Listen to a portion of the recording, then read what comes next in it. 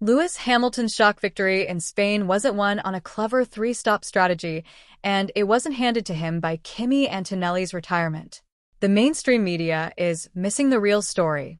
Under the skin of the SF26, Ferrari has quietly unleashed a massive 7 to 8 tenths of a second performance leap, burning through a huge chunk of their aerodynamic development budget to completely out-engineer Red Bull, McLaren, and Mercedes.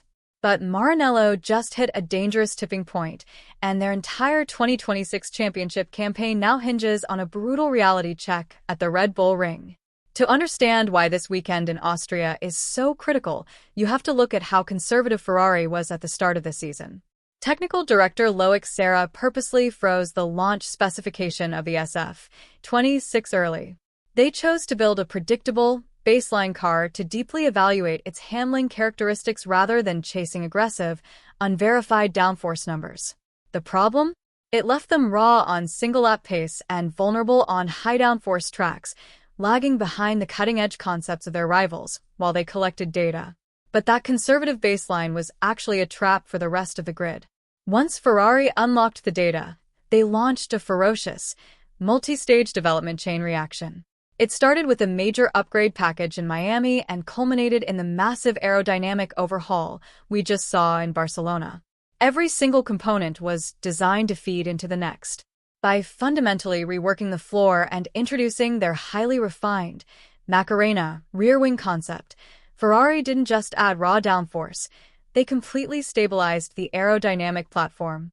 This predictable airflow allows the drivers to carry massive speed into the corners without the rear axle snapping, turning a docile test car into a predictable, relentless racing weapon.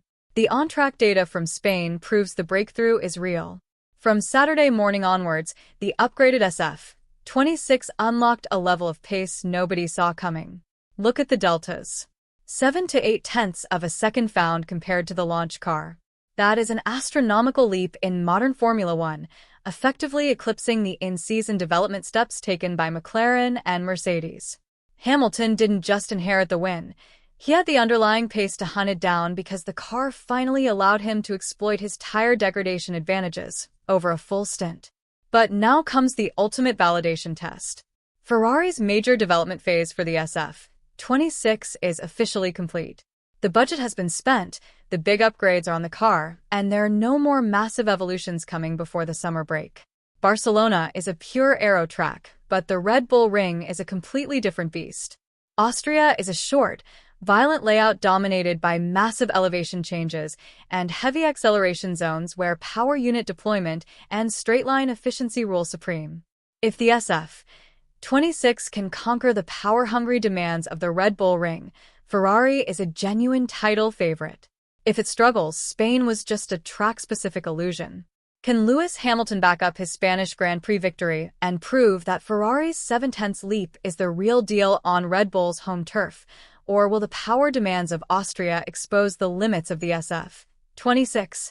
Let me know your technical breakdowns in the comments below. If you want to stay ahead of the grid with tactical analysis you won't find anywhere else, hit that subscribe button right now and join the Overcut crew.